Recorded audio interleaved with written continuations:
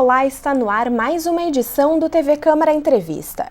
Um estudo divulgado recentemente pela Confederação Nacional dos Dirigentes Lojistas e pelo Serviço Nacional de Proteção ao Crédito apontou que 7 em cada 10 brasileiros precisou fazer algum corte no orçamento no primeiro semestre deste ano. Diante deste cenário de retração econômica, quais são as principais dicas para quem não está conseguindo o equilíbrio entre os gastos e aquilo que ganha? Para esclarecer essas dúvidas, a gente recebe hoje aqui no estúdio o Everton Lopes, que é economista e membro do Comitê de Educação Financeira do Banco Central. Também está conosco o Adriano Severo, que é administrador e educador financeiro. É um prazer recebê-los na TV Câmara. Muito obrigada pela presença de vocês e a disponibilidade. Everton, eu começo te perguntando o seguinte: quais são, na tua avaliação, aí com mais de 20 anos já de atuação na área da economia, os principais fatores que têm contribuído para o atual cenário econômico do Brasil? Bom, vamos falar então de educação financeira precisamente, né? A gente sempre pensa o seguinte, de que, talvez o Adriano vai até concordar comigo depois, depende como as pessoas lidam com o seu dinheiro, isso é comportamental, né? Independe de crises, porque nós já tivemos várias crises nesse país, infelizmente, altos e baixos, e pessoas com renda alta, com renda baixa, empregada ou não, estabilizada ou não, acabam vivendo momentos diferenciados, né, na sua vida financeira pessoal. Então isso depende muito da crise, porque às vezes são nas crises que as pessoas às vezes decolam também, né? Então é importante analisar esse tipo de coisa. Então, independentemente do cenário político, que daqui a pouco influencia na economia, o correto é que as pessoas já tenham essa cultura de educação financeira. Seria o ideal. Infelizmente, nós não temos essa cultura ainda no país, está ainda engatinhando, né? Mas quando eu falei que independe de crise, claro que a crise afeta. Imagina, se a pessoa não está numa situação financeiramente boa, uma saúde financeira boa, obviamente a crise vai agravar ainda mais essa situação, óbvio, né? Mas dependendo dessa situação dela, ela pode superar as crises tranquilamente se ela tiver um controle das suas finanças pessoais. E isso é aquele jargão que a gente costuma sempre dizer, gaste menos do que ganha, aquelas coisas todas que a gente está acostumado, mas as pessoas, infelizmente, acabam não fazendo. Pois é, falando sobre o dado apontado no início do programa, que 7 em cada 10 brasileiros precisou fazer algum corte de despesas no seu orçamento, isso talvez tenha sido devido ao fato de que nós iniciamos o ano com mudanças no governo, né? As pessoas estavam talvez com uma esperança de melhorias para a economia, né, Adriano? O quanto que daqui a pouco isso não ter se concretizado fez com que as pessoas acabassem tendo que lidar melhor com as suas próprias finanças e fazer esses cortes nas despesas. Realmente, a partir do momento que as pessoas têm uma expectativa bem positiva para a economia, elas tendem a gastar mais. Assim como a pessoa acabou de conseguir um emprego, ela vai lá e parcela um veículo em 3, 4, 5 anos, por exemplo. Mas ela acabou de conquistar aquele emprego. Então, qualquer imprevisto que aconteça, ou se porventura ela sair por não gostar ou ser demitida, o que vai acontecer com aquelas prestações futuras? Isso acaba pesando e a pessoa tem que se reinventar no seu orçamento, justamente porque a gente não tem o hábito justamente de economizar, por menor que seja o valor, a gente não tem esse hábito de guardar para tentar comprar à vista e sim parcela pagando juros, e se acontece qualquer coisa nesse meio do caminho, piora em muita situação, principalmente em situações de crise. Se a gente analisar o histórico do Brasil nas últimas décadas, 80 e 90, com aquele período de hiperinflação, analisando então esse período com 2019, o que tem mudado de lá para cá? Eu percebo que as pessoas em si não chegam a mudar tanto. E nesses momentos de crise que aparece de fato aquelas pessoas que não estão guardando ou não estão conseguindo se controlar financeiramente. Quando a economia está bem, está todo mundo bem, de modo geral. Mas quando acontece qualquer coisa, quando a economia está patinando, que é o atual cenário, aí sim que aparecem diversos fatores ruins. Claro que antigamente a gente tinha um incentivo muito maior a gastar, justamente porque a inflação, como era muito alta, se tu não gastasse agora, tu não ia conseguir comprar nada depois. Então, felizmente, a inflação já está sob controle, mas ainda assim as pessoas não conseguiram mudar o hábito e acabam consumindo mais do que o que podem. Uma coisa importante que ele falou, é até importante salientar, após a estabilização da economia em 94, a partir de 94, também teve um crescimento do crédito, né, com maior ascensão das pessoas a obter as coisas. E aí as pessoas sempre se preocupam em quanto é a parcela, se a parcela cabe no bolso e não o quanto ao longo prazo vai comprometer o seu orçamento. E como o Adriano falou, de repente perde um emprego, comprou um carro em 24, 48 vezes, ou uma geladeira, seja o que for, ela se perde e desequilibra o orçamento, infelizmente. Essa estabilização da economia e um maior poder de compra, né, se falava há uns anos atrás da ascensão das classes classe C e D. Classe C e D, pode ter criado uma falsa sensação de que as pessoas podem comprar e aí acabam, às vezes, não conseguindo administrar bem as finanças? É que, na verdade, criou a oportunidade, se gerou a oportunidade delas terem acesso a isso, né? Só que com a falta de educação financeira, aí as pessoas acabam se perdendo, né? Então não tem a noção de como deveriam, o quanto deveriam comprometer de determinado item no seu orçamento. E o mais importante é honrar, né? Porque aí as pessoas acabam se perdendo, criando aquela bola de neve. As pesquisas, quando tu comentasse a pesquisa do SPC, o Serasa também divulga muito isso, né? Eu estou há 21 anos no mercado, eu não vi ainda baixar de 60%. Por isso que eu comentei em relação de que entra a crise e sai crise, as pessoas estão sempre numa situação de inadimplência ou endividadas necessariamente, né? Por causa disso, porque não tem educação financeira nas escolas, desde cedo principalmente, né? Então isso acaba afetando realmente as pessoas. E complementando o que estava comentando agora, justamente como as pessoas fazem parcelas muito longas, acabam verificando somente o valor da parcela e não todos os gastos que estão envolvidos. Por exemplo, vai comprar um veículo, parcela de R$400, cabe no orçamento? Cabe, vou comprar. Mas esquece um carro, pegando o exemplo de um carro, esquece que tem que pagar o seguro, tem que pagar o IPVA, vai ter que pagar estacionamento, manutenção, enfim, diversos gastos. Enquanto que esse carro que teoricamente custaria 400 e caberia no orçamento, na verdade ele vai custar mais de R$1.000 se for contabilizar todos esses gastos que são os chamados gastos fantasmas. E quantos casos, no exemplo que ele deu do carro, quantos casos as pessoas compram o carro por 400 por mês, não pagam seguro, com a incidência da insegurança que temos, roubam o seu carro, ficam sem o carro, não podem comprar outro e continuam pagando a prestação. E aí os sonhos vão pelo espaço, né? Infelizmente. Falando sobre ainda essa importância da educação financeira, quais são os desafios de colocar isso em prática? Existem projetos de inclusão da educação financeira como disciplina nas escolas. Seria importante aprender desde pequeno a questão de poupar, o hábito, a cultura de poupar dinheiro e ter sempre uma reserva, Everton? Sim. Inclusive é importante porque há 2 meses atrás, o Banco Central anunciou que a partir de 2020, como projeto piloto, e 2021 definitivamente, a implantação de forma transversal, né, nas escolas brasileiras de ensino fundamental. A educação financeira, graças a Deus, vai entrar, né, como uma disciplina dentro das escolas. Isso aí vai ser importante porque se a gente desde cedo não consegue se educar financeiramente, isso serve para o trânsito, para o meio ambiente, de forma também... As escolas não ensinam isso, infelizmente, a grande maioria delas pelo menos. Tendo então essas crianças recebendo essas informações, é possível que a gente tenha no futuro brasileiros menos endividados, Adriano? Sim, com certeza. Inclusive, eu venho trazendo alguns projetos para escolas e eu percebo que realmente é muito carente. As particulares, elas acabam ficando um pouco à frente, ensinando um pouco melhor, mas ainda assim é muito precário. Porque acontece que elas ensinam de forma um pouquinho em cada disciplina e não tem algo que é específico para a educação financeira. E muitas acabam colocando com a matemática, que a educação financeira não é simplesmente somar, subtrair, calcular juros. Tem diversas questões como a questão comportamental, direito do consumidor, né? Então tem uma série de fatores que acabam influenciando e não simplesmente somar ou subtrair algo.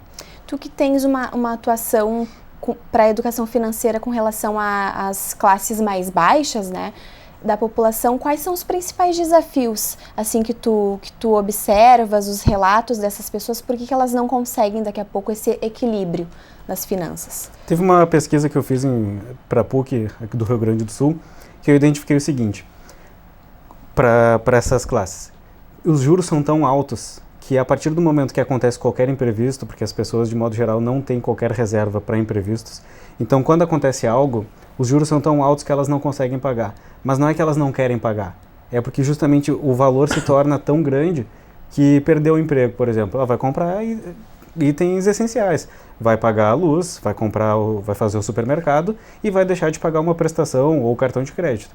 E se passou apenas 3, 4 meses, o valor já é muito alto e acaba não conseguindo mais recuperar. E essa dívida se torna impagável. Isso é importante que ele falou. Às vezes as pessoas não... A pergunta que se faz às vezes é quanto tempo tu sobrevive financeiramente se hoje acontecer um imprevisto de perder o emprego. As pessoas não têm reserva financeira e aí que dá o grande problema. Realmente é isso aí. Na economia vocês trabalham com... Qual seria o cenário ideal de uma reserva financeira, o equivalente a quantos na educação financeira, para né? sobreviver? A gente pensa, eu não sei se o Adriano vai concordar comigo, né? Aquela pessoa que está empregada, que tem uma situação estável, de 6 a 12 meses do seu custo fixo. E o profissional liberal acima de 12 meses. 12 meses para cima, porque seria o mínimo, né? Porque hoje a recolocação no mercado está em torno de 10 a 18 meses. Então as pessoas precisam ter essa reserva. Na verdade, isso não acontece, infelizmente, né? Tendo em vista as necessidades, aquelas coisas todas, as pessoas acabam não formando uma reserva financeira. Na verdade, elas não vivem a sua realidade financeira, elas vivem uma outra realidade, infelizmente. E outras pesquisas apontam que mais da metade dos brasileiros sobrevivem com o equivalente a um salário mínimo ou às vezes menos do que isso. Ou seja, falar para essa parcela da população que é importante poupar é algo... né? Muitas vezes elas não conseguem nem arcar com as suas próprias despesas, né? Sim. Teria algum jeito de tentar incluir nessa parcela da população essa cultura? É complicado, é bem complicado, porque a educação financeira não é mesada, não é dinheiro, é comportamento. E as pessoas, como a gente falou sobre crédito, por exemplo, as pessoas estão, mesmo as de baixa renda, entraram pro crédito, então elas querem ter as coisas. E aí fica difícil colocar na cabeça dessas pessoas que têm baixa renda, infelizmente, né, o quanto é importante se viver com menos do que se ganha, mesmo sendo um salário mínimo. E aí falando sobre essas empresas de crédito, as financeiras, a gente vê na mídia direto propagandas com relação ao crédito fácil. Algumas lojas, inclusive, já estão, de certa forma, atuando como financeiras e oferecendo crédito para os clientes. Qual que é a tua avaliação sobre isso, Adriano?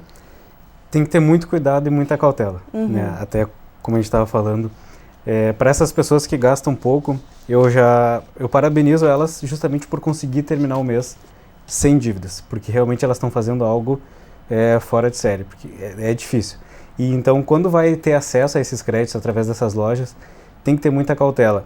Para isso, entra um planejamento financeiro, entra um controle de orçamento, em que a pessoa vai estipular quanto que ela pode gastar naquele mês, em diversas categorias. Por exemplo, eu sugiro criar diversas categorias como transporte, saúde, lazer, entre outras, e a pessoa vai estipular quanto que ela pode gastar por mês em cada uma dessas categorias, justamente para evitar que ela passe numa loja, porque a gente saiu na rua, a gente já está sendo bombardeado de ofertas, né? Promoção, 50% de desconto, 70%, ainda mais agora que a economia está um pouco patinando, tem mais promoções ainda.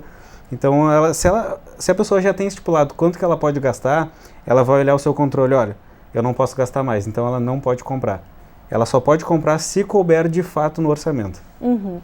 Recentemente, com a intenção de movimentar a economia, foi liberado pelo governo federal uma parcela aí do Fundo de Garantia, que era uma reserva do trabalhador, para ser uma reserva em casos de necessidade, troca de empregos, enfim.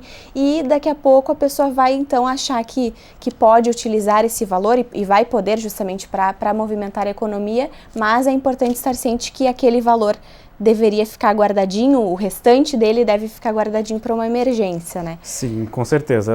O principal destino do FGTS seria para a aquisição da casa própria. Tem outros fatores que também entram, mas o principal destino é a aquisição de casa própria. Se a pessoa está utilizando esse dinheiro para um gasto mais imediato, ela não vai ter aquela reserva no futuro.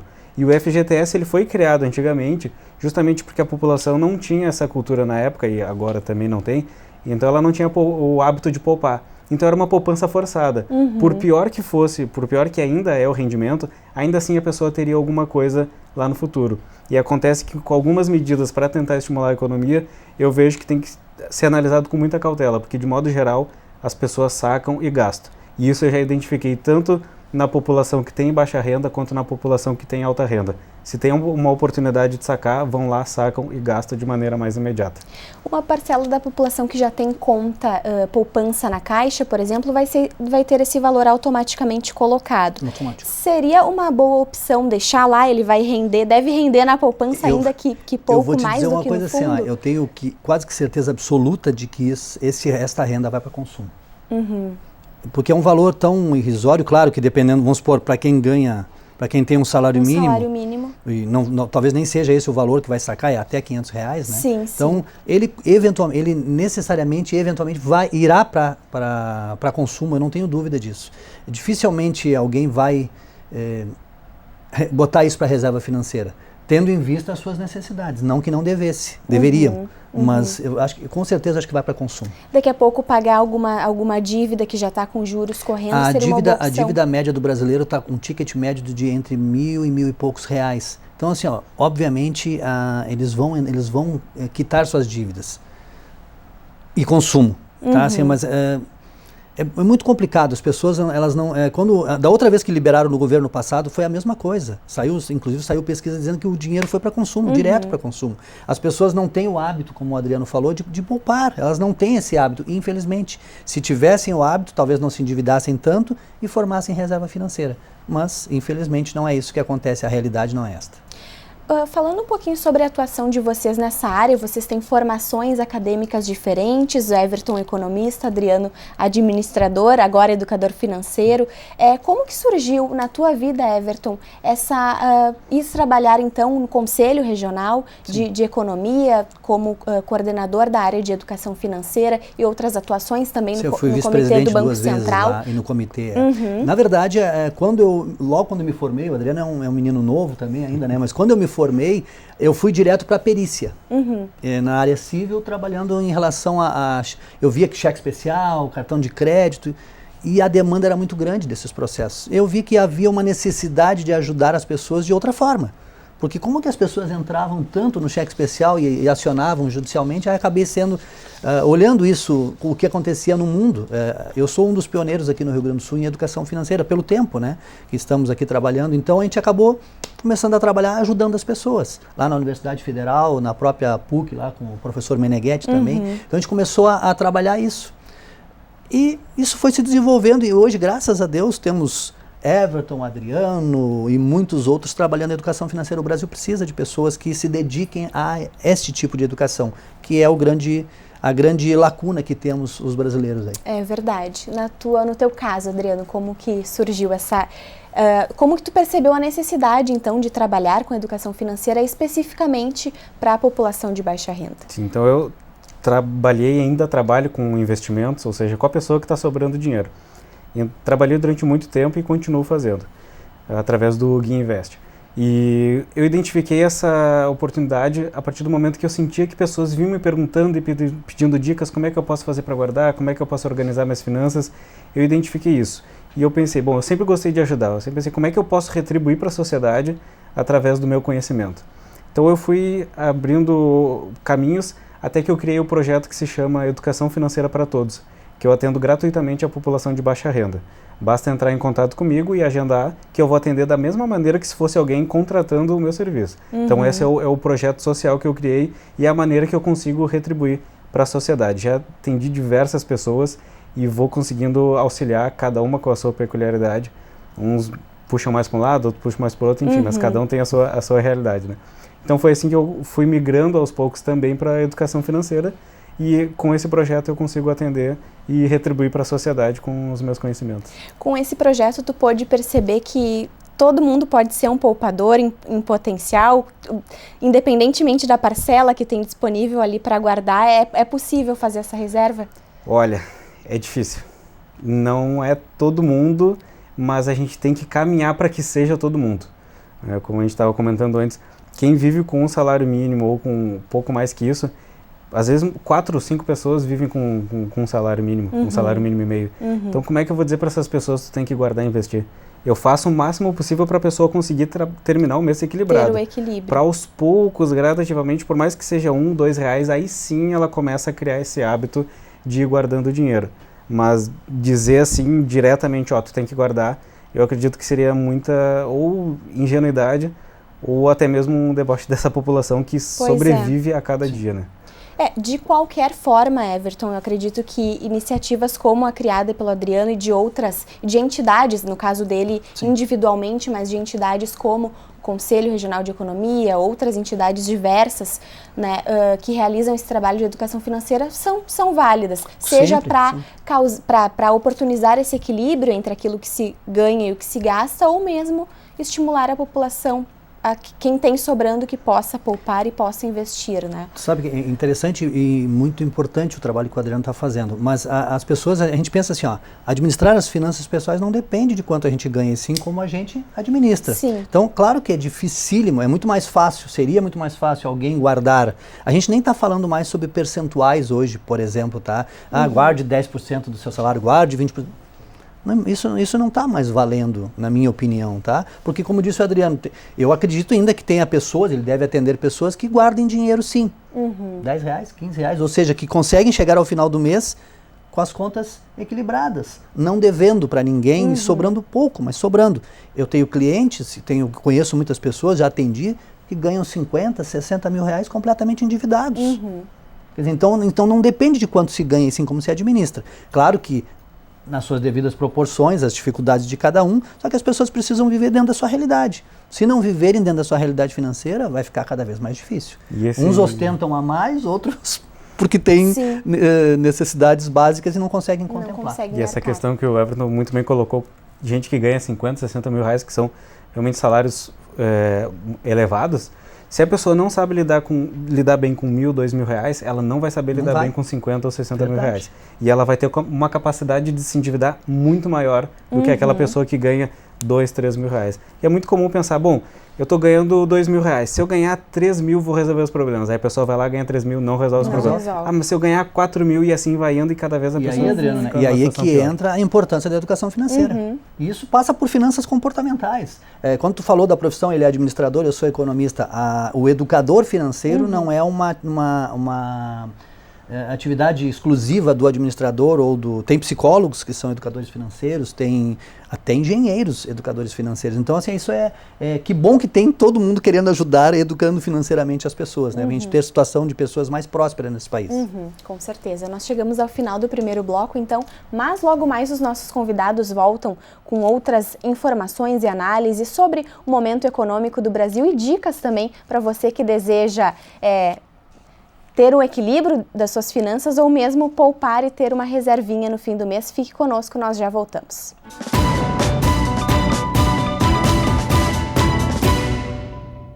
Fique mais perto da natureza sem sair de Porto Alegre. Conheça os Caminhos Rurais, uma rota turística pela zona sul da capital gaúcha que abrange 11 bairros.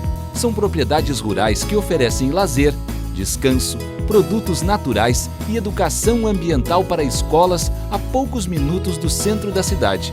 Nesse recanto singular, pequenos produtores preservam a vocação agrícola do Rio Grande do Sul e oferecem atrativos como passeios a cavalo, opções de lazer ao ar livre, serviços de hospedagem e de gastronomia. Por vias pavimentadas ou estradas de chão em boas condições, os acessos conduzem a atrações diversificadas em 41 locais. Você pode escolher entre passar um final de semana ou apenas passear por um dia. Ligue para o número 0800 517686 e conheça as agências de viagem que operam o roteiro ou faça sua agenda com os próprios empreendimentos. O endereço na internet da Associação Porto Alegre Rural é o www.caminhosrurais.tour.br. Não deixe de conhecer a zona rural da cidade. Visite, você vai se surpreender.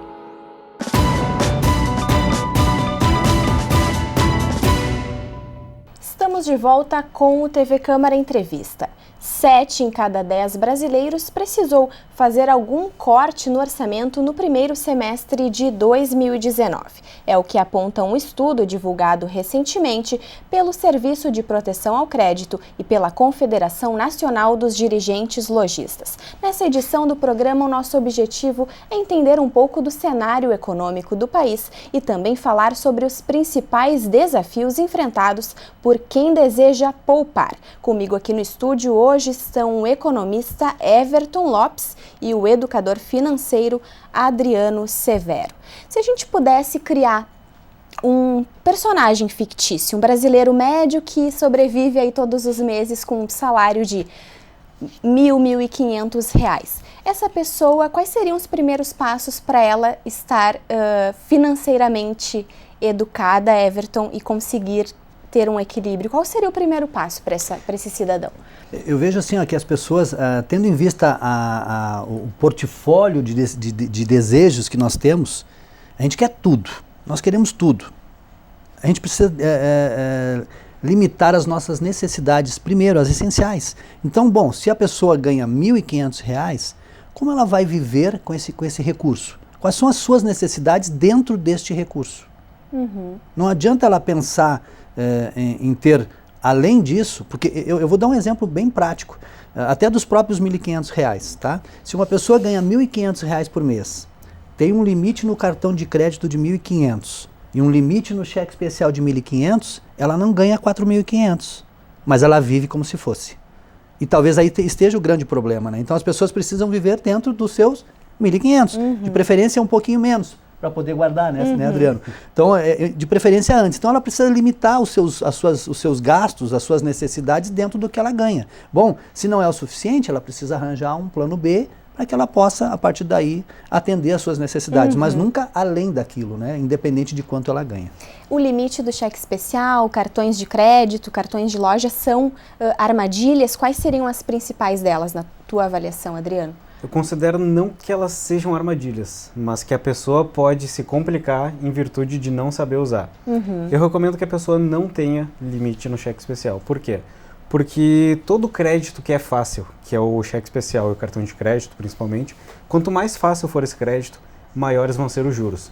E quanto mais difícil for para tu conseguir um empréstimo, algum financiamento, menor vão ser os juros. Por isso que quando vai financiar alguma casa, por exemplo, envolve uma série de documentos e papelada, tem a própria garantia do imóvel. Então, quanto mais trabalho der, menor vão ser os juros. Se a pessoa tem esse acesso a esse crédito fácil e acontecer qualquer coisa, ela vai ficar numa situação muito delicada, muito complicada. Então, supondo que ela não tem o limite do cheque especial e ela precisa de algum dinheiro porque não está conseguindo complementar, vai lá e faz algum empréstimo de um valor mais baixo, de maneira que pague poucos juros e que as parcelas de fato vão caber no orçamento. Se não acontece da pessoa ficar pagando, na verdade, só juros e juros e juros e nunca quita o problema e cada vez ele cresce mais. Uhum. Nós falávamos no intervalo do programa sobre o sonho.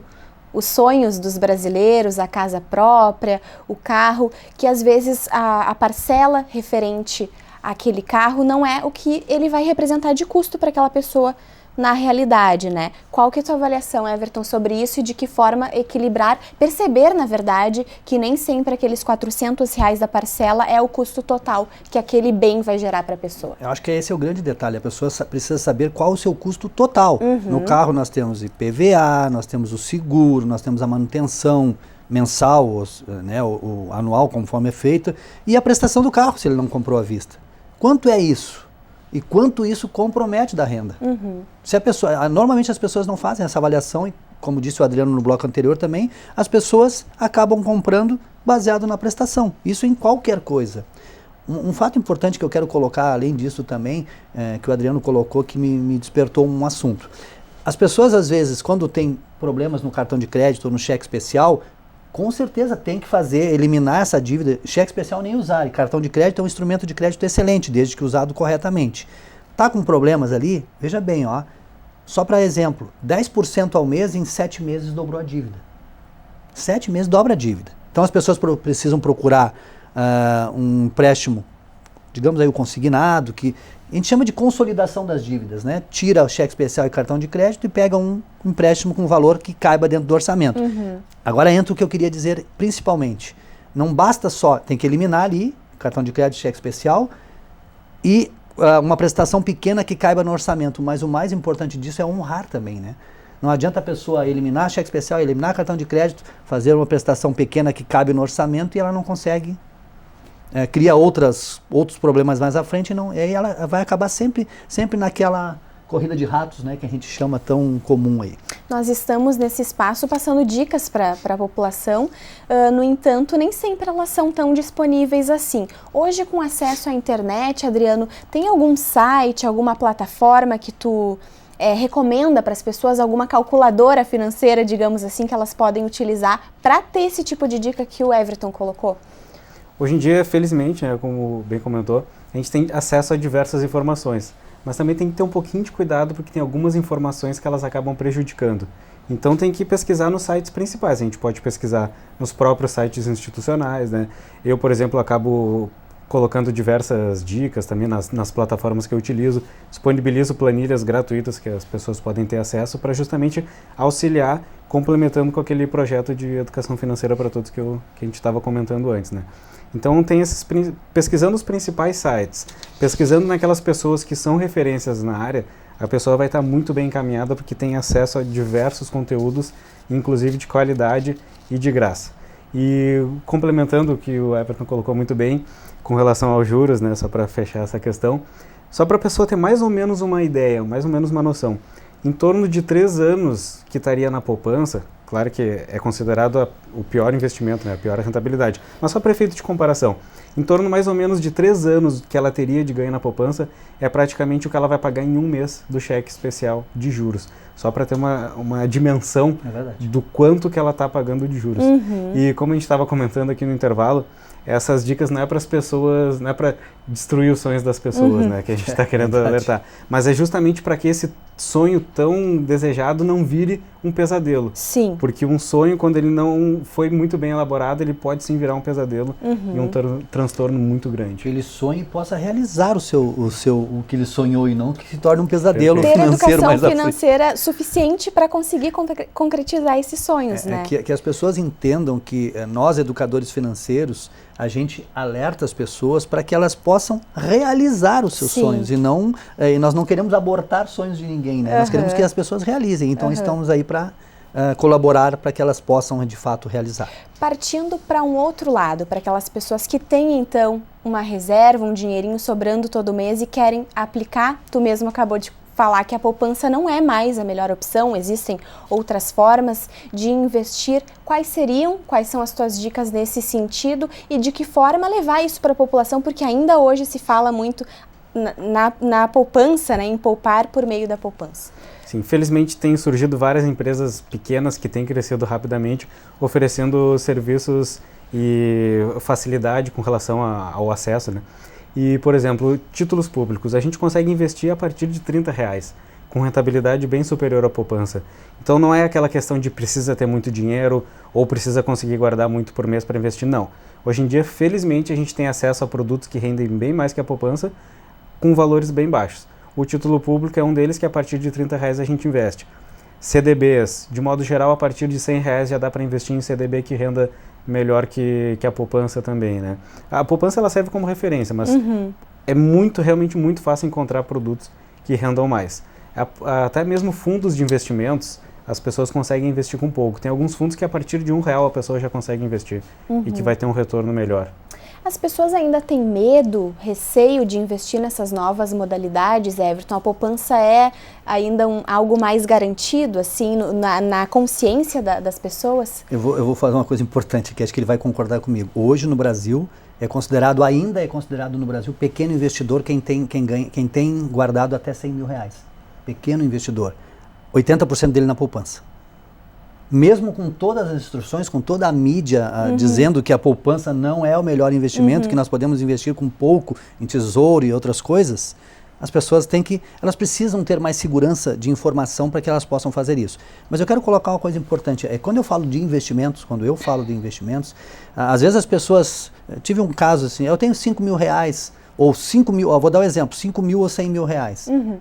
Depende do perfil, não sei se o Adriano vai concordar comigo, depende do perfil Depende da disponibilidade desta pessoa. Não adianta ela me dizer que tem 100 mil reais e precisa do dinheiro daqui a 30 dias. Não dá para fazer muito milagre, né? Entendeu? Agora, se ela tem, vamos supor, 5 mil reais, esquece, esse dinheiro eu quero guardar. Dá para fazer muita coisa com isso. Então, perfil, disponibilidade, depois, quanto é esse dinheiro? E aí, como ele disse, tem várias formas de investir, diversificar, para que a pessoa possa ter uma rentabilidade melhor. Não dá para fazer milagre, né? As pessoas, às vezes, nem enriquecer da noite para o dia, não é... Nem todo mundo é Neymar, como a gente diz. Certo. Tem que ter muito cuidado com muitas promessas de ganho rápido, esse é o nosso ganhos cuidado. Ao dia, né? Tantos por cento ao dia, que é complicado e muita gente se complica por causa disso. Talvez, Adriano, essa seja uma das maiores dificuldades do educador financeiro, porque às vezes as pessoas se iludem, né, as coisas rápidas, né? As coisas muito rápidas, então aí fica difícil de instruir, ou melhor, convencer, né, de que as pessoas não vão ficar ricas da noite para o dia. Sim. Dá para chegar lá? Claro que dá, mas não é tão fácil assim. Recentemente, inclusive, uma personagem na internet virou, digamos que um meme, justamente por isso, prometer milagres poupando pouco, né, Adriano? Realmente depois teve que alinhar um pouco o discurso para não ficar bem aquilo que era no início, né? E acredito que as pessoas ainda deixam na poupança, um por insegurança e outro por desinformação. Com certeza. Por quê? Pelo seguinte, porque elas consideram que a poupança é um investimento seguro. Mas, na verdade, ela é segura em até 250 mil reais por CPF, por instituição, por conglomerado financeiro. Enquanto que os títulos públicos, que rendem mais que a poupança, eles são 100% garantidos. Então, às vezes, uma desinformação faz com que a pessoa não migre de algo seguro para algo super seguro. Né? E também com relação ao tempo de achar que vão precisar. Se a pessoa tem um planejamento, ela vai conseguir alinhar muito bem os seus investimentos. Eu vi uns dados recentemente de que, em média, as pessoas deixam em torno de 2 a 4 anos o dinheiro em fundos de investimentos, em previdência, enquanto que na poupança elas deixam 11 anos. Ou seja, elas pensam que vão precisar daquele dinheiro muito rápido, mas na verdade elas não estão precisando, porque a média é em torno de 11 anos o dinheiro ficar parado na poupança. Se a pessoa começa a se organizar e de fato destinar, bom, esse valor eu preciso para uma disponibilidade mais imediata, esse valor vai ser para aposentadoria, esse valor vai ser para um sonho de médio prazo, ela vai conseguir aplicar esses valores de uma forma muito mais rentável e o mais seguro possível, de acordo com seus objetivos. O quanto ela deixou de ganhar, né? Deixando esses 11 anos na poupança, né? Essa diversificação é importante fazer, né? Pois é, numa entrevista anterior com o professor Meneghetti, que o senhor já citou anteriormente, ele falou como era mais fácil, digamos, para as pessoas pouparem a partir do momento que elas têm uma meta, seja ela num médio prazo, seja qual for, inclusive, seja né? qual for a meta, tendo então esse desejo todo mês colocar direto para aquilo. É que, economicamente falando, né, antes de 94 as pessoas tinham outro pensamento, outro formato de pensamento. Isso é comportamental, as pessoas passam de pai para filho, de avô para pai e as coisas acontecem, as pessoas têm medo. Então a poupança acaba sendo o direcionamento do recurso, que nem o Adriano falou, ficar 11 anos na poupança, olha quanto essa pessoa deixou de ganhar, mas por desconhecimento, por insegurança, né, achando que a poupança é o seguro, o porto seguro dela, e não é. Existe o Fundo Garantidor de Crédito, existe 100% com os títulos do Tesouro Nacional.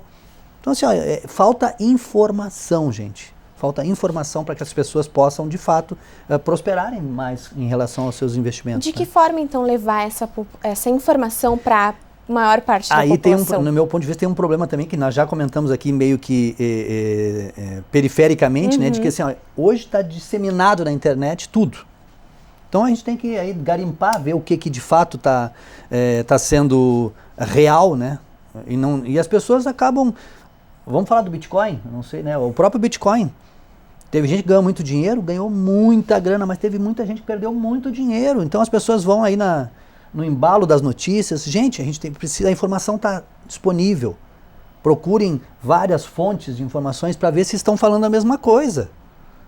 Concorda, Adriano? Estamos falando a mesma coisa, porque senão nós vamos sofrer aqui, nós educadores financeiros vamos sofrer tentando educar as pessoas, enquanto que espertos aí de outra forma, não estou falando do Bitcoin agora exclusivamente, estou falando espertos em relação a investimentos, né? Prometem coisas que não serão cumpridas e as pessoas se enganam e vão se ferrar. E isso, infelizmente, é ruim para o trabalho que a gente vem desenvolvendo, entendeu? Perfeito. E isso que tu comentou é bem importante, a pessoa ter objetivo. Entra a questão comportamental. Sim. Porque senão fica igual aquela Alice no País das Maravilhas, quando a Alice pergunta pro gato, né? Para que caminho eu sigo? Se tu não sabe para onde ir, qualquer caminho serve. É verdade. Então tu acaba não te motivando e não tendo estímulos de por que eu vou guardar isso aqui se eu estou guardando para quê? Então a partir do momento que tem definido, ó, esse dinheiro eu vou guardar para 1 ano, para 5 anos. E é importante ter metas de curto, médio e longo prazo. Não adianta ter só meta de longo prazo, senão a gente acaba se desestimulando, porque a gente nunca consegue alcançar.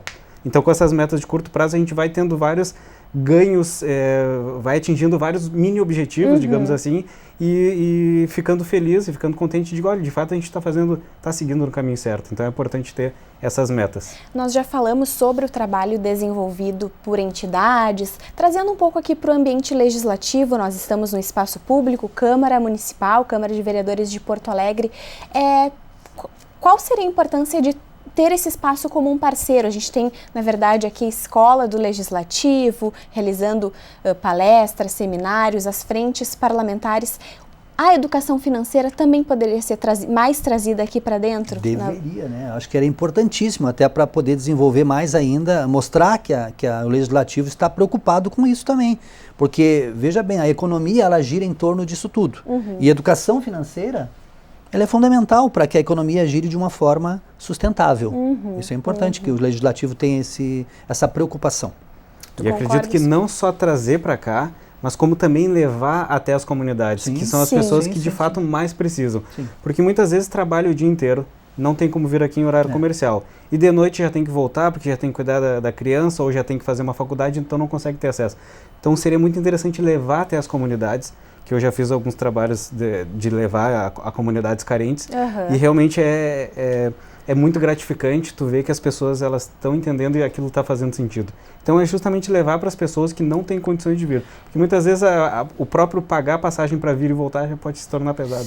O fato de levar a comunidade, como o Adriano falou, acho que é importante, assim, escolas, associações de bairros, levar até eles desta forma. Eu acho que é uma forma também de se aproximar, o Legislativo se aproximar da comunidade, mais ainda, levando a educação financeira, que é fundamental, né, nos dias de hoje. Sim. Qual, em geral, é o retorno que tu tens por parte dessa parcela da população nas comunidades com relação à educação financeira? A satisfação de poder receber esse tipo de informação. É uma satisfação no sentido de que as pessoas nunca ouviram aquilo. Então elas estão ouvindo pela primeira vez e elas não sabem do potencial que elas têm. Muitas vezes já levei a questões de fazer artesanato e ela simplesmente botava para vender, pegava material reciclado, uma garrafa PET, misturava, bordava, enfim, faziam diversos trabalhos e simplesmente vendia. Tá, mas de repente falta essa... Não é culpa dessa população, né? É culpa nossa, inclusive. Então a gente, olha só, pensa um pouquinho, bota isso aqui, tu tem o teu custo da passagem para ir até tal lugar buscar, tu tem que conseguir pagar isso. Então são conhecimentos básicos e bem simples que fazem toda a diferença para essa população. Nós estamos chegando ao final, então, do TV Câmara Entrevista, mas eu gostaria de abrir o espaço para vocês passarem um recado direto para o pessoal de casa que está nos assistindo, dicas, na verdade, um fechamento disso tudo que nós falamos, para que as pessoas consigam, então, talvez não só equilibrar as finanças, mas gerar nelas essa cultura de poupar. Começo contigo, por favor. Eu vou falar bem rápido até para o nosso tempo também, né? Assim, as pessoas precisam viver dentro da realidade financeira delas, independente da sua renda, certo? E uma frasezinha que eu sempre gosto de dizer, uma dica que eu sempre gosto de dizer: gaste o que você precisa, compre o que você precisa, quando precisa, e não porque está na promoção. Eu acho que é por aí. Acho que esse recado é basicamente para todo mundo, dinheiro, né? Foi feito para gastar, tem que gastar com qualidade. Então, compre o que precisa, quando precisa, não porque está na promoção. Tá certo. Ok? Perfeito, ótima colocação. Verdade, Adriano. Bom, eu diria para as pessoas, para vocês fazerem uso consciente do dinheiro. Eu acho muito importante que vocês valorizem o próprio patrimônio de vocês. Que se vocês não fizerem isso, ninguém vai fazer. E evitem comprar coisas que vocês muitas vezes não querem ou não precisam, para acabar agradando pessoas que não estão nem aí para vocês, né? Então, usem o dinheiro de forma consciente, valorizando esse dinheiro que é um dos bens que vocês têm. E quem se interessou pelo teu projeto, como que pode ter acesso? Pode acessar o meu site, é www.severoef, que é Severo Educação Financeira, severoef.com.br, e lá tem diversas informações, tem o contato, tem as minhas redes que eu posto várias dicas, tem várias planilhas gratuitas que vocês podem baixar lá e usar para auxiliar vocês. Tá certo, então, muito obrigada. O meu site, posso dizer? Com certeza, vai lá. www.evertonlopes.com.br. Lá também tem meu canal do YouTube com mais de 200 vídeos sobre educação financeira, ensinando as pessoas gratuitamente também. Que bacana, parceiros, então, para oportunizar que as pessoas tenham uma educação financeira qualificada e consigam... E sustentável. É verdade. Tá certo, então muito obrigada pela presença e disponibilidade de vocês. Eu agradeço também a sua audiência. Continue acompanhando informações sobre o TV Câmara Entrevista e outras produções da TV Câmara, também pelas nossas redes sociais. Até a próxima edição.